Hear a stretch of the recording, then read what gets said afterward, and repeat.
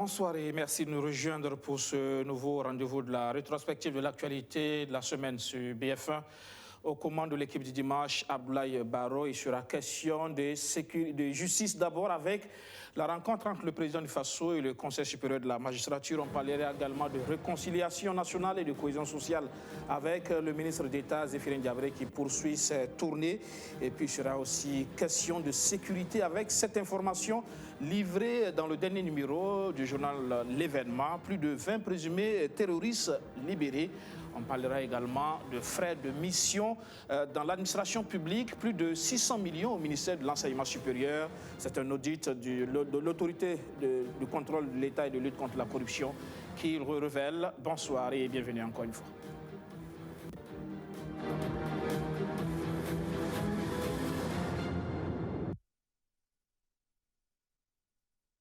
Rencontre statutaire du Conseil supérieur de la magistrature cette semaine au palais présidentiel. Roch Marc Christian Kaboré, garant de l'indépendance de l'institution judiciaire face aux membres du CSM, la performance de la justice, son indépendance et sa complémentarité avec les autres pouvoirs exécutifs et législatifs. C'est de cela qu'il est question. Les magistrats ont souhaité être sereins afin de mieux rendre justice. On écoute tour à tour le président du Conseil supérieur de la magistrature, Jean Mazobé Condé, et le président du Faso, Roch Marc Christian Kaboré. L'année judiciaire écoulée a été tumultueuse. Elle a vu s'installer la méfiance, la défiance, sinon la belligérance entre les syndicats de magistrats et le ministère de la Justice. À l'heure actuelle, l'institution judiciaire souhaite n'avoir pour rôle que celui de rendre la justice au nom du peuple burkinabé et répondre ainsi aux attentes qui peuvent être les siennes.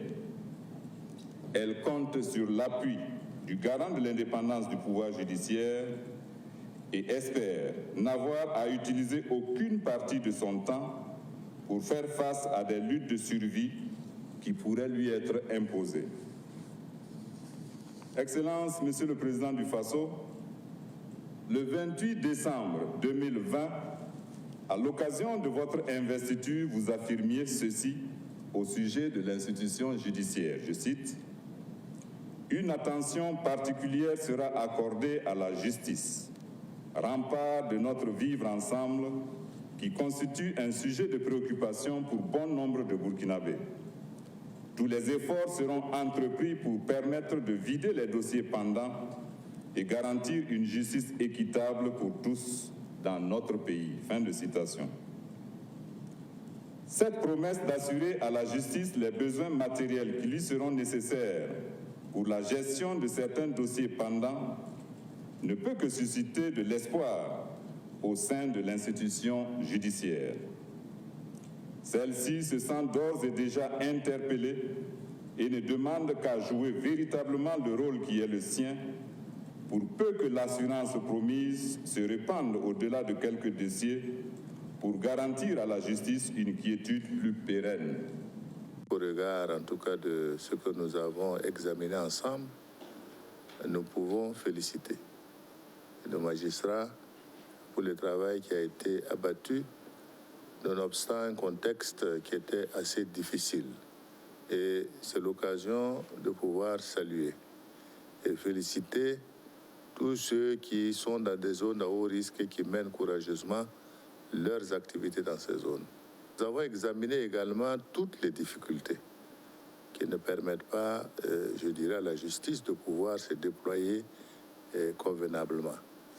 Donc, toutes ces situations, formation, la question de l'école nationale autonome, indépendante pour les magistrats, tout ça, ce sont des questions que nous avons abordées ensemble, sur lesquelles nous nous sommes engagés à poursuivre la réflexion pour leur trouver les solutions les plus appropriées.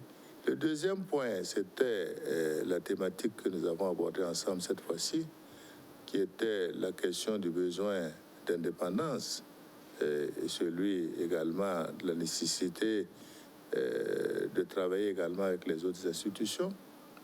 C'est une préoccupation majeure parce que vous savez que la consécration de l'indépendance de la justice ne doit pas être comprise comme si la justice et les autres institutions, qu'il y avait une muraille de Chine qui nous séparait.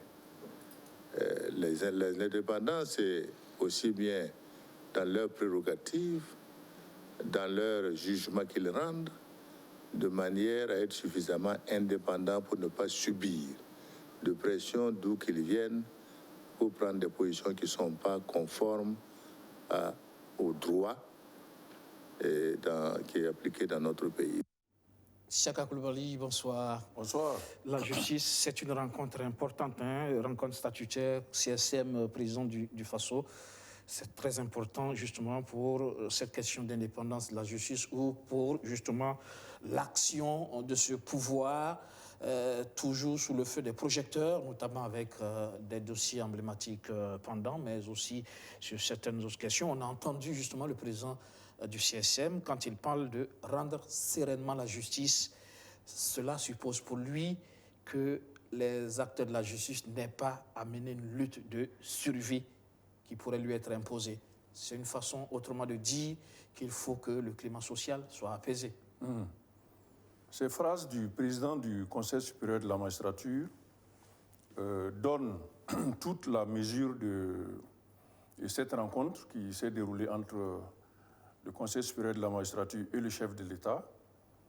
Parce qu'à première vue, dès que ça va être vu, beaucoup vont se demander mais pourquoi est-ce qu'il y a encore une rencontre de ce type alors que la séparation entre l'exécutif et le judiciaire a été formellement adoptée et qu'aujourd'hui, le président n'est plus le président du Conseil supérieur de la magistrature, comme c'était le cas avant 2015. Donc, à cette question, il faut dire simplement que l'indépendance de la magistrature, l'indépendance du juge réside dans le moment où il prend la décision de justice. Pour qu'il puisse prendre la décision de justice, il y a un ensemble de mécanismes qui l'accompagnent pour pouvoir rendre cette justice-là de façon indépendante. C'est en cela qu'il reste lié à l'exécutif. C'est en cela qu'il y a le lien entre le juge et l'exécutif, d'où nécessité qu'il se rencontre pour pouvoir poser ces aspects de questions-là. Donc vous verrez qu'on ne discutera pas ici de comment le juge prend sa décision, dans quelle direction il prend sa décision, mais on discute des moyens, des mécanismes qui sont nécessaires. Vous avez entendu parler du déploiement, de ceux qui sont isolés dans des zones difficiles, etc., etc. Et des questions qui sont en suspens, dont la question, par exemple, de la formation des magistrats. Donc toutes ces questions, c'est des questions environnementales du juge pour qu'il puisse séreinement, comme le dit le président du Conseil supérieur, prendre ses décisions.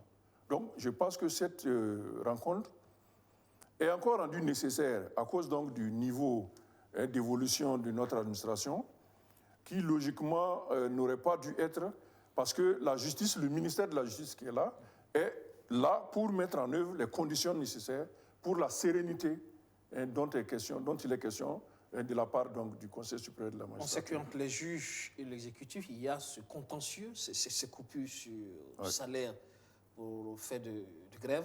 Ça reste une question en suspens. C'est vrai qu'on entend que les choses sont en train de bouger avec le nouveau ministre de la Justice, justement. Et ça, c'est une question à régler, justement, pour amener cette sérénité dont parle le président du CSM. Tout à fait. Il y a cette question, qui est une question importante, et c'est là où le président du Conseil supérieur de la magistrature dit qu'il ne faudrait pas que le magistrat soit obligé d'utiliser son temps pour régler les questions matérielles. Alors qu'il a beaucoup à faire déjà. Vous savez qu'il y a l'engorgement des tribunaux, il y a des dossiers qui mettent des années à être traités alors qu'ils auraient pu l'être très rapidement. Donc, je pense que la rencontre était encore nécessaire et elle a certainement produit des effets importants. Et sur la question donc, des conditions de travail de la magistrature, il y a aussi ces avantages et ces accompagnements qui avaient été décidés en 2016, qui, selon certains syndicats de magistrats, ne sont pas encore totalement mis en place, en particulier les aspects de la sécurité proche du magistrat.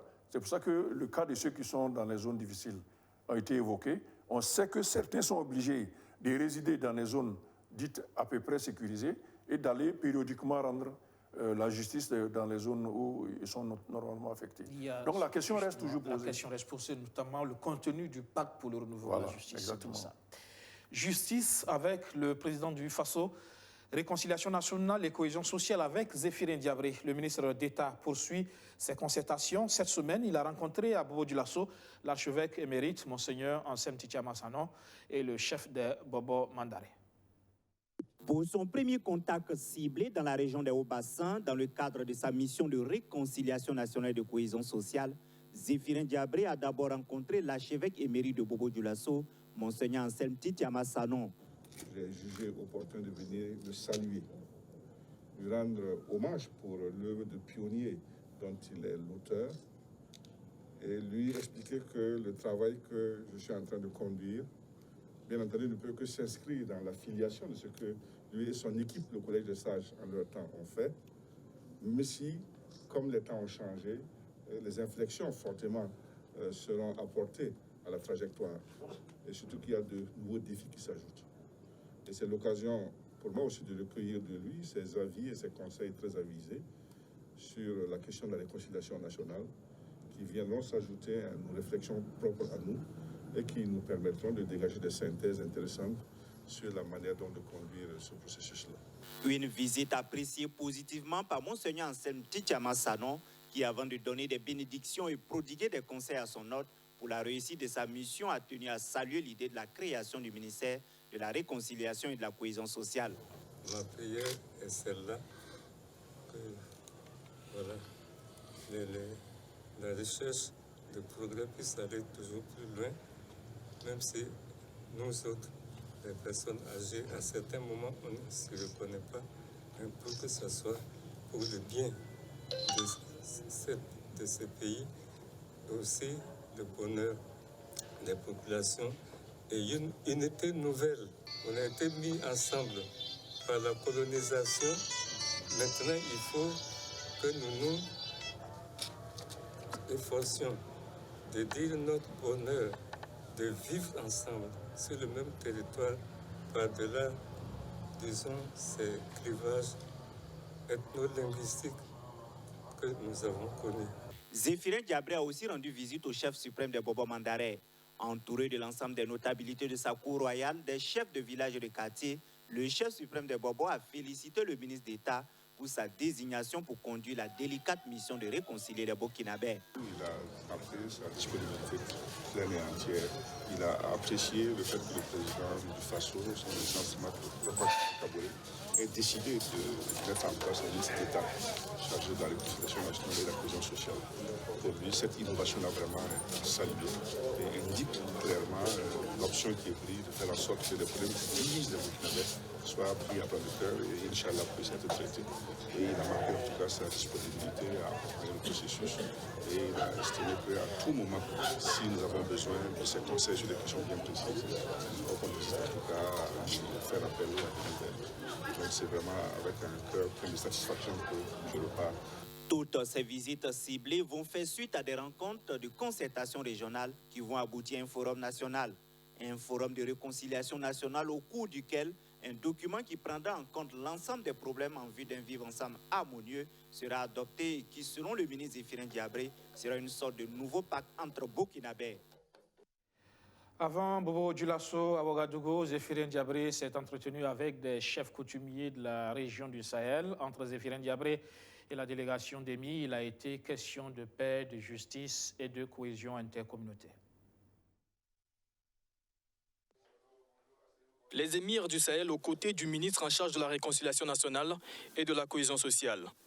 Ce 22 février, ces émirs, membres du Conseil régional de la chefferie coutumière traditionnelle du Sahel, sont venus échanger sur diverses questions dont le vivre ensemble entre les communautés. Pour eux, la réconciliation est une affaire de tous. La réconciliation, c'est une affaire de tout le monde, de toutes les communautés, et non pas seulement la réconciliation entre politiciens. Mais c'est la réconciliation entre toutes les couches de la population burkinabé. La réconciliation, c'est la contribution de tout le monde. D'abord, au niveau de la cellule familiale, chacun doit faire son travail. Après la famille, c'est le quartier. Après le quartier, c'est le village ou la ville. Donc c'est toutes les communautés. Donc chacun est porteur d'une responsabilité de cette réconciliation.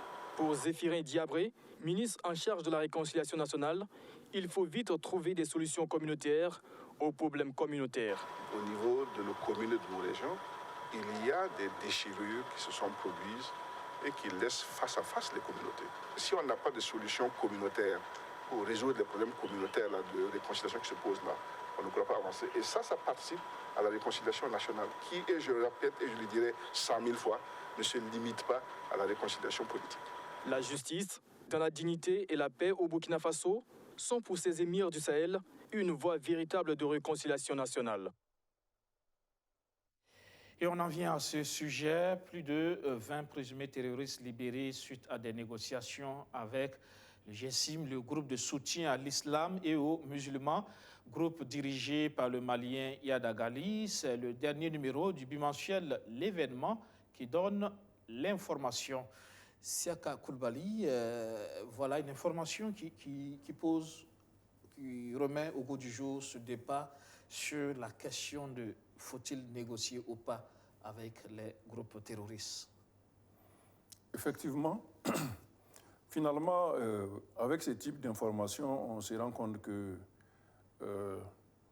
l'idée de négocier officiellement avec les groupes armés peut peut-être relever de la communication politique et que la réalité de l'action de la lutte contre le terrorisme peut recouvrir des dimensions comme celle-ci, à savoir qu'il y a des opérations militaires qui sont menées sur le terrain et qui font éliminer certains terroristes, mais d'autre part, on peut également discuter et, quand c'est possible, obtenir aussi des situations comme les cessez-le-feu, des libérations de prisonniers ou des cessations d'attaques. Pour moi, les choses sont assez claires. Hein. Il est impossible, à mon avis, hormis la communication et le débat public, d'avoir une seule approche de la lutte contre le terrorisme, à savoir seulement éradiquer militairement ces groupes-là, parce qu'on l'a vu dans d'autres contextes, en Algérie ou en Afghanistan, il est quasiment impossible, lorsqu'il y a des insurrections de ces gens, de parvenir à la fin de ces mouvements-là par la voie armée seule.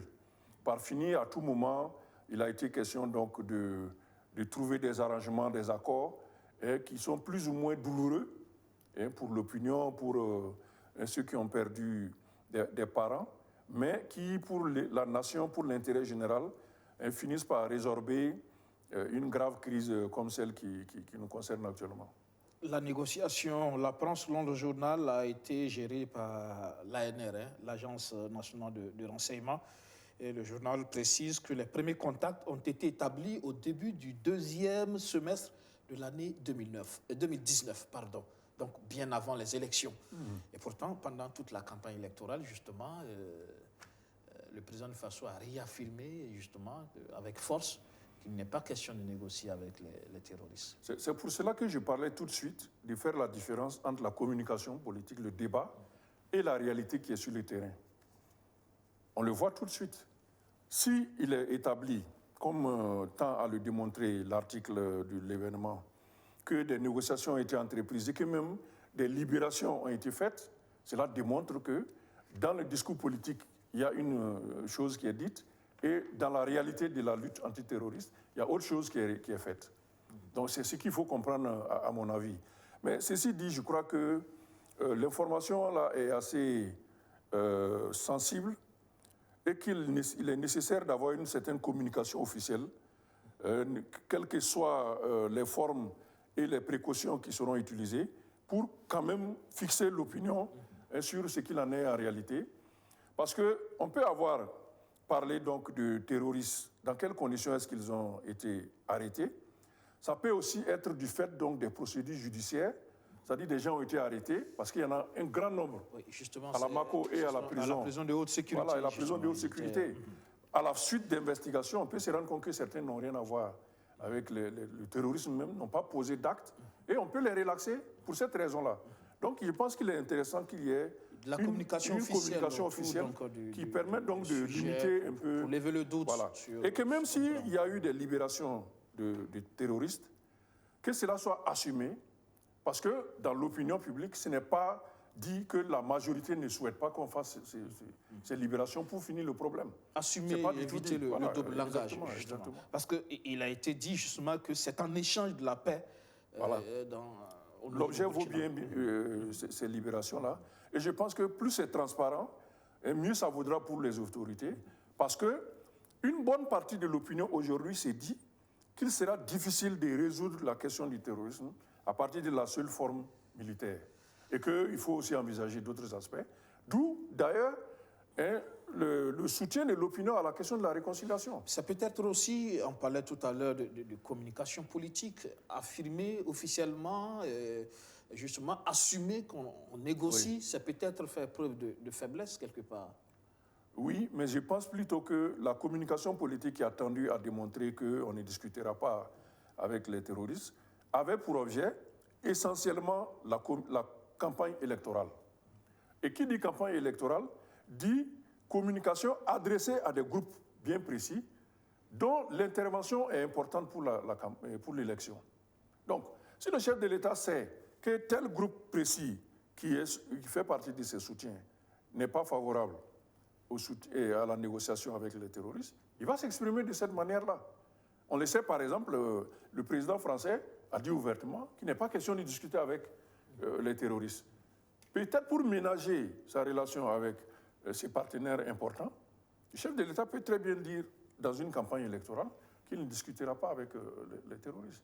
Et au plan national, on sait aussi qu'il y a des groupes, en particulier certaines OSC et d'autres catégories d'acteurs politiques qui sont également sur cette longueur d'onde-là. Donc pour ne pas s'aliéner le soutien de ces groupes-là, le chef de l'État peut très bien inclure dans sa communication électorale cette idée de ne pas du tout négocier.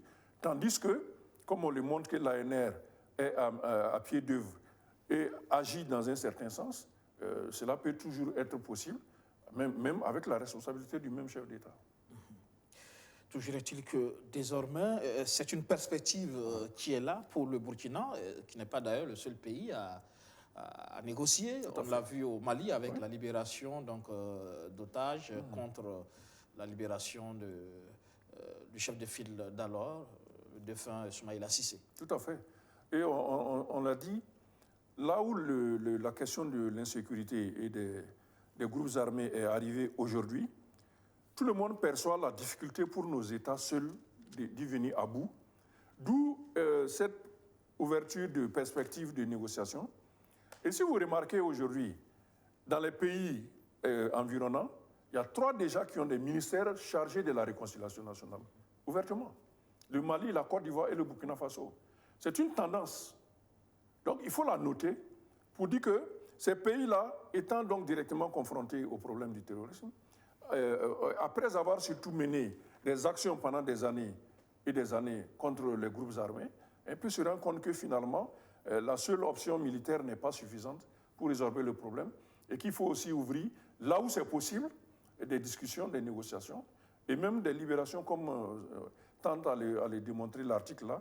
Et si cela peut permettre de ramener la paix, pourquoi pas?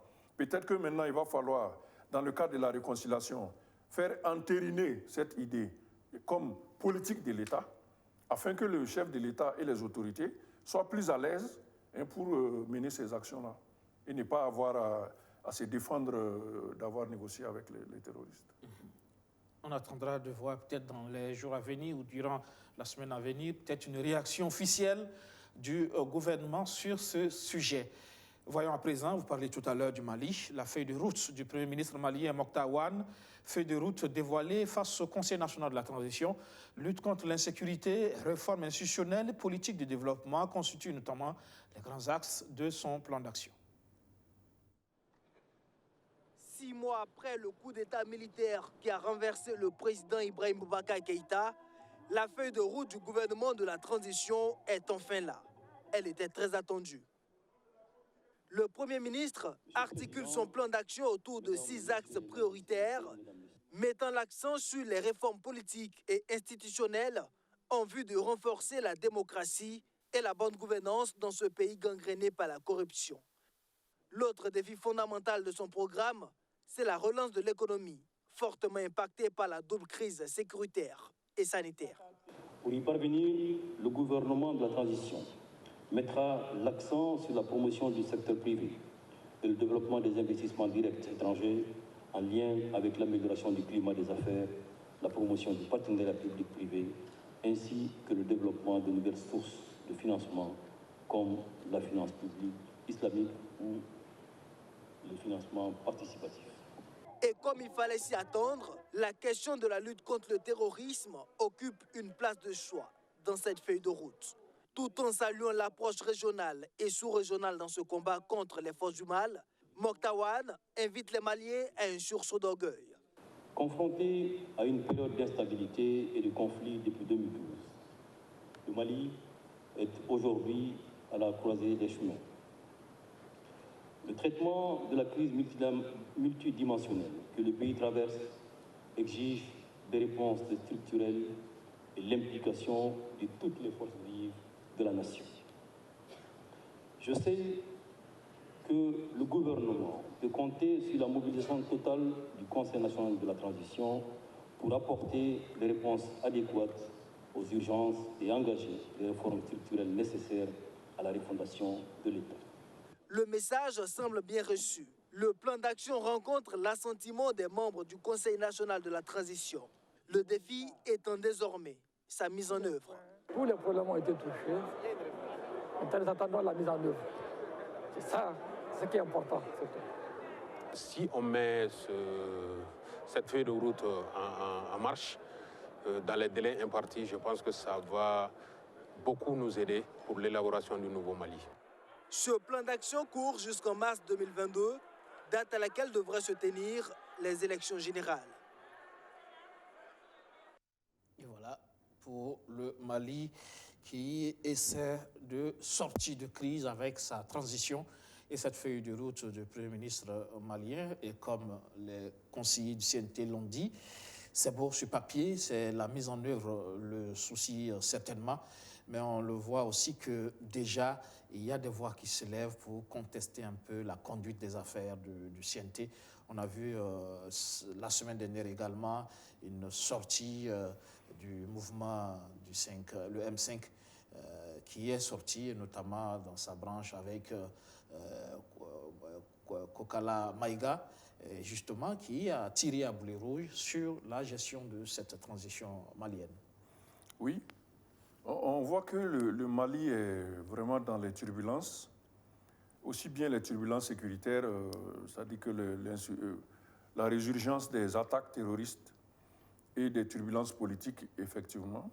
On avait pensé que l'éviction de IBK du pouvoir allait apporter une certaine sérénité, ne serait-ce qu'au plan purement politique, au plan partisan, je voudrais dire, c'est-à-dire l'activité des partis politiques, de sorte que ceux-ci se préparent tout simplement à l'élection présidentielle et législative qui va venir. Malheureusement, on le voit, des acteurs sont obligés encore de monter au créneau, d'aller sur la place publique pour déjà donner de la voix sur même la conduite de la transition et qui, selon eux, aurait tendance à toucher aux conditions du retour à la normale en mars 2022. Et ça, c'est de nature à soulever des inquiétudes importantes parce qu'il ne faudrait pas que le gouvernement, l'équipe gouvernementale qui est dessinée aujourd'hui, qui est mise en place aujourd'hui, ne soit confrontée à des difficultés pour agir dans le sens d'arriver au bout, exactement comme le cas a eu lieu au Burkina Faso, où le gouvernement de transition a subi une attaque au milieu de son parcours, de sorte que la transition a eu quand même quelques soubresauts. Et ça, il faut le craindre aussi pour le Mali aujourd'hui, parce qu'un gouvernement qui n'est pas élu est toujours un gouvernement fragile, et il faut faire attention aux réactions de ces groupes du M5 RFP, parce qu'en plus de lui, il y a aussi des réactions de ces forces morales qui ont conduit aussi au renversement d'IBK. Une partie effectivement de l'opinion qui pense que la transition travaille à réhabiliter les pro-IBK. Voilà.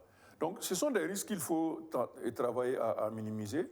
On le voit, l'imam Diko qui demande la dissolution du CNT, et le shérif Haïdara qui demande donc que certains ministres soient révoqués, etc. Donc ce sont quand même des éléments qu'on ne peut pas passer sous silence et qui tendent à dire que cette transition n'est pas très sereine pour le moment. C'est peut-être l'occasion pour que la CEDEAO, qui a été très prompte au moment donc, du changement de pouvoir, revienne à la charge pour s'assurer que la transition aille effectivement à son terme et que l'équité qui devrait présider à la transmission du pouvoir des mains du gouvernement de transition aux mains d'un gouvernement élu soit très sereine et pacifique. Et ça, je crois qu'il y a une matière aujourd'hui. Je ne sais pas si la CEDEAO a mis en place un organisme permanent de suivi de la situation malienne ou bien ce sont les visites périodiques, mais il faudrait voir qu'il y a nécessité aujourd'hui. C'est là aussi où le rôle des chefs d'État proches, comme le Burkina Faso, parce que comme vous le savez, le Niger est encore dans des difficultés. Même après l'élection, il y a quand même pas mal de remous. Donc le Burkina Faso se retrouve aujourd'hui à la responsabilité de soutenir son voisin du Nord pour la très simple raison pratique qu'une instabilité généralisée du Mali est forcément une cause d'instabilité aussi pour le Burkina Faso. En tout cas, un leadership à assumer pour le Burkina, et justement pour le Niger qui est en phase transitoire, la gestion du pouvoir, et qui déjà l'opposition qui conteste les résultats. Il y a des mouvements de rue, et donc pas tout à fait serein, le Niger.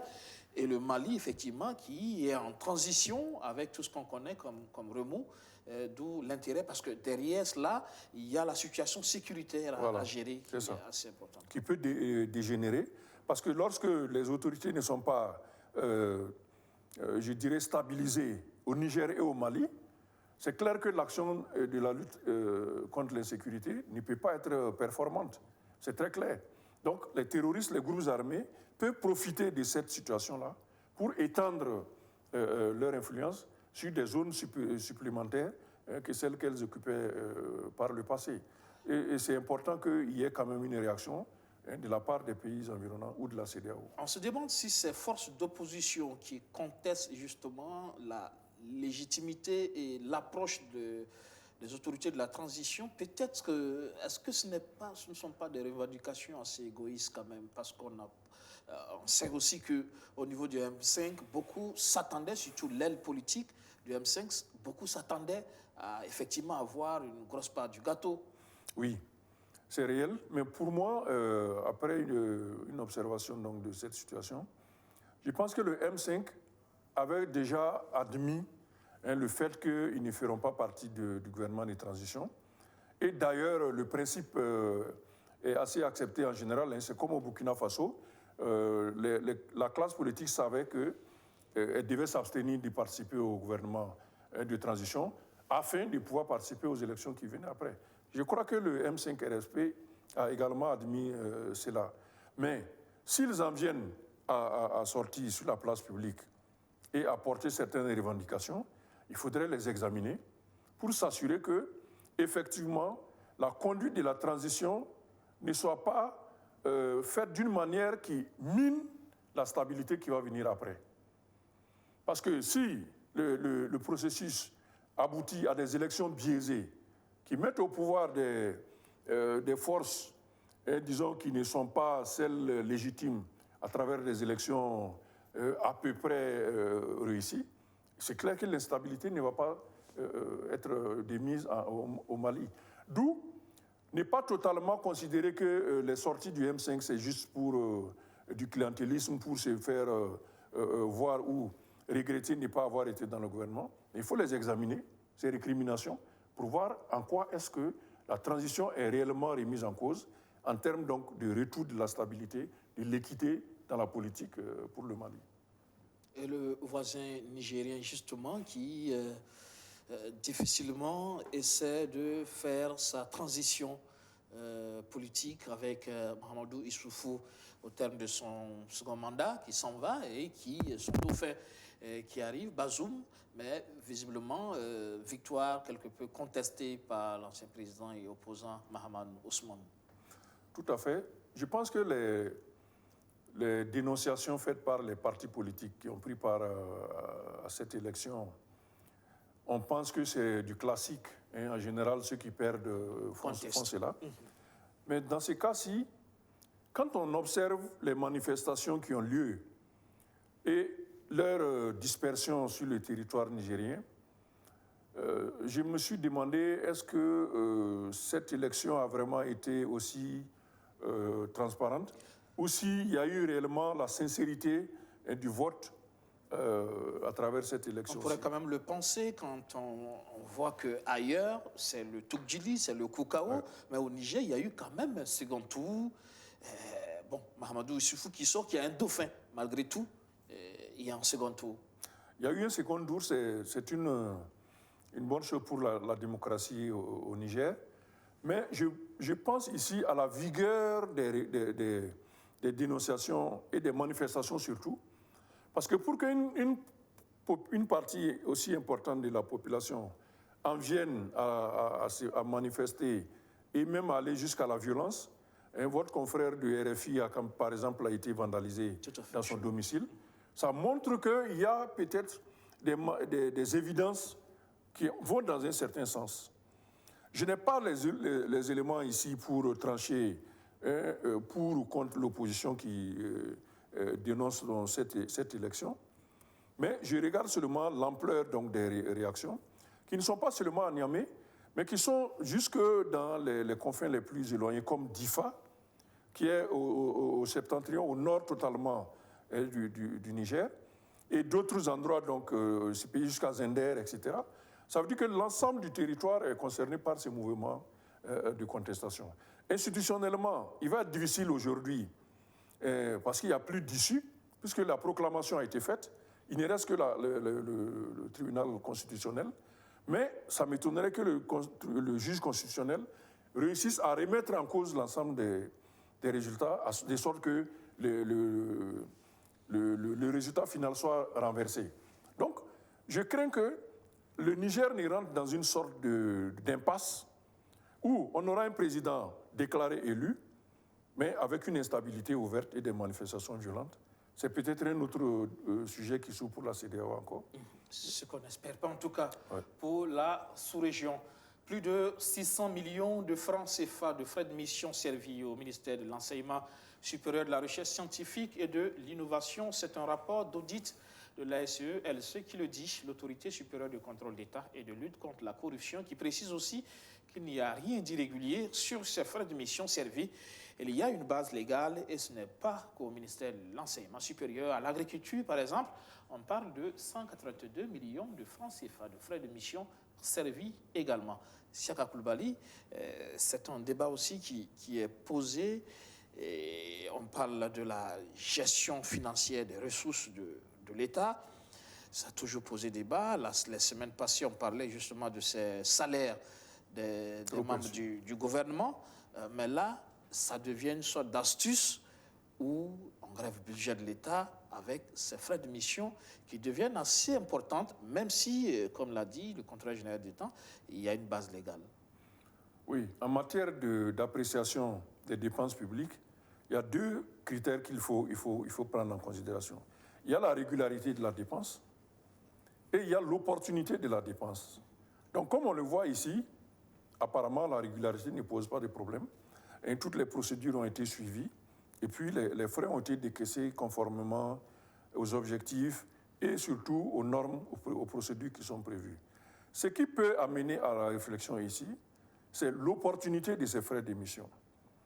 Je n'ai pas d'éléments pour l'apprécier. Est-ce que ce sont des missions qui étaient nécessaires ou pas? Le contrôleur général d'État parle aujourd'hui de situation où, pour un oui, pour un non, on crée des groupes de travail pour réfléchir à quelque chose. Par exemple, quand un ministre doit aller à l'Assemblée nationale pour un exposé, pour préparer son discours, les techniciens mettent en place, par exemple, un groupe de travail qui est rémunéré. Voilà, comme je le disais, c'est l'opportunité qui est posée ici comme problème, le deuxième critère. Donc, effectivement, il faut interroger cela. Et si vous voyez que la SE, elle se soulève donc la question, ça veut dire qu'il y a matière à réfléchir. Et d'une manière générale, cette question, à mon avis, rentre dans le cadre donc, des questions générales qui doivent être discutées. Au lieu de vouloir juste faire la remise à plat comme ça a été prévu, il faut aussi réfléchir à la modernisation de l'administration et de ses méthodes de travail. Aujourd'hui, effectivement, ces montants sont problématiques parce que depuis 1 an déjà, on a vu que le monde entier est passé à d'autres formes de travail. Dans certains pays, c'est le télétravail qui est imposé comme règle générale. Pourquoi est-ce qu'au Burkina Faso, des agents publics qui disposent des infrastructures de communication ne peuvent pas régler certaines problématiques à travers donc, ces rencontres virtuelles et qu'il faille forcément se retrouver, ce qui génère donc ces frais de mission.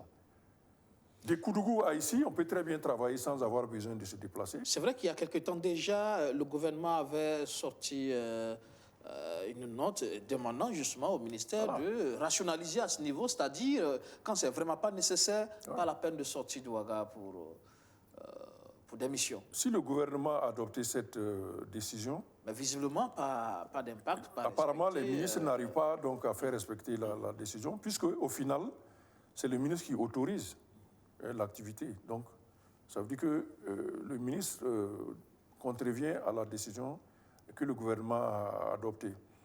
Et c'est là peut-être qu'il faut que les structures de contrôle se mettent en branle, commencer par la SELCE, la Cour des comptes, mais même le Parlement peut aujourd'hui interpeller les ministres sur l'opportunité d'avoir autorisé ces dépenses. La question, c'est effectivement l'efficacité de la gestion des finances publiques. Quand on a recours systématiquement pour des agents qui sont payés normalement et qui sont censés faire un travail, quand systématiquement on a recours à des groupes de travail pour réfléchir sur juste la production d'un rapport, etc., on se dit, est-ce qu'on ne se fait pas servir doublement? Quand vous prenez les plans d'action des ministères, vous verrez que près de 90% des activités sont des rencontres. Donc, le budget est utilisé pour généralement les rencontres, alors que la production administrative elle-même en général n'est pas très bien assurée. Quand on regarde de l'extérieur, ces montants sont problématiques et on estime que l'administration publique est en train de consommer le trésor national qui est collecté à travers donc, le trésor public. Mais il faut aller au-delà pour voir que c'est une question qui doit être traitée de façon plus globale. Toutes ces questions de rémunération qui ont été posées ces dernières années et qui ont suscité les mouvements syndicaux, les mouvements du travail contre l'administration, et en particulier cette question de l'UITS sur les primes et les indemnités. Peut-être que quelque part, les agents publics compensent ces pertes par ces réunions qui sont programmées, disons, à tout bout des champs, peut-être pas très opportunes la plupart du temps, pour compenser ce qu'il manque, le manque à gagner qui est perçu par l'UITS. Donc, c'est pour ça qu'il faut une réflexion globale qui part au-delà donc, de la stricte rémunération sur l'engagement même du fonctionnaire au service de l'État. Je crois qu'il y a une réflexion à mener. Une réflexion globale à mener, tout comme sur les salaires des membres du gouvernement. Exactement. Où cette semaine, ce dimanche d'ailleurs, à l'émission Surface de vérité sur BF1, le procureur général d'État, Luc Briga, a persisté, il a même signé. Il estime qu'il n'y a pas d'irrégularité sur les contrats qui permettent à des ministres de se servir des salaires au-delà du décret, justement. Le décret qui précise que, dans son article 2, justement, que la rémunération ci-dessus fixée s'applique uniformément à toutes les hautes personnalités occupant les mêmes fonctions, quelle que soit leur provenance professionnelle et le niveau de rémunération antérieur acquis. Elle fera l'objet d'un contrat individuel entre l'État et chaque personnalité appelée aux hautes fonctions. Tu vois. Et là, l'article 2, quand même, semble visiblement clair. Hein? La rémunération s'applique uniformément à toutes les hautes personnalités occupant les mêmes fonctions, quelle que soit leur provenance professionnelle et le niveau de rémunération antérieurement acquis. Mais pour le procureur général d'État, qui est aussi homme de droit, il estime qu'il n'y a pas d'irrégularité, justement. Et qu'à partir du moment où le décret permet des contrats individuels, la possibilité de la négociation est possible. Ça reste un débat de droit. Je suis presque sûr que l'inspecteur général d'État, le contrôleur général d'État, pardon, a pris en considération l'ensemble du décret.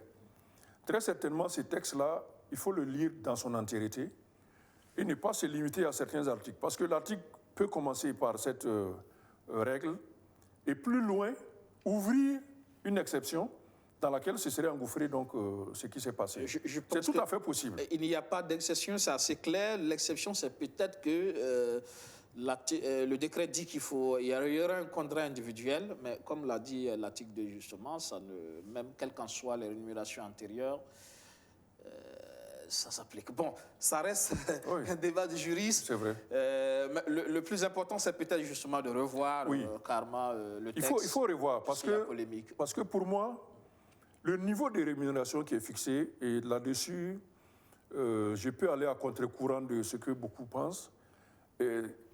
Si on a un niveau de rémunération de certains agents publics aujourd'hui, il va falloir forcément revoir le plafond de la rémunération des ministres pour ne pas créer des situations quand même spéciales où des agents publics seront beaucoup plus rémunérés que leurs responsables politiques et administratifs. Donc, c'est une réflexion. Je n'ai pas les détails de cela, mais il faudrait y réfléchir pour ajuster de sorte qu'il n'y ait pas cette contradiction-là. Je suis sûr que dans plusieurs cas... Est-ce que parce qu'on est ministre, on doit toucher plus qu'un agent qui, dans ses missions, quand même, assume une certaine...